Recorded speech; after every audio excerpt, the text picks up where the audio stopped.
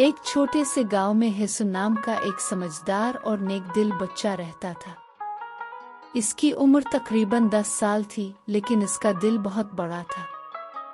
वो नमाज पढ़ता, झूठ से बचता और हमेशा दूसरों की मदद करता। एक सुबह की बात है, हेसुन मस्जिद जा रहा था कि रास्ते में इसे एक बूढ़ी अम्मा दिखाई दी।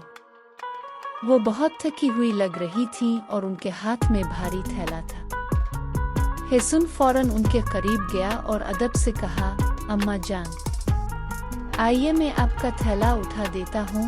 बूढ़ी अम्मा ने मुस्कुरा कर कहा, बेटा तुम बहुत नेक हो, अल्लाह तुम्हें इसका जरूर बदला देगा। हेसुन ने थैला उठाया और अम्मा को उनके घर तक छोड़ आया।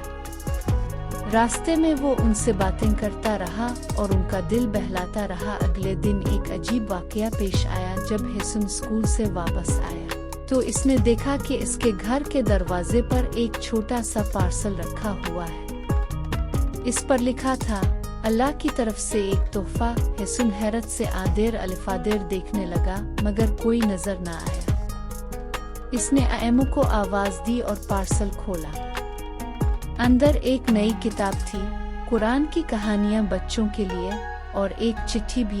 प्यारे हेसुन, तुमने एक नेकी का काम किया और अल्लाह किसी की नेकी को ज़ाय नहीं करता। ये किताब तुम्हारे लिए है ताकि तुम मजीद नेक बन सको।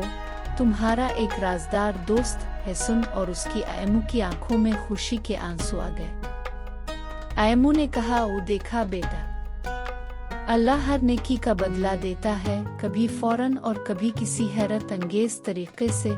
इस दिन के बाद हेसुन ने अहद कर लिया कि वो रोजाना एक नेकी जरूर करेगा।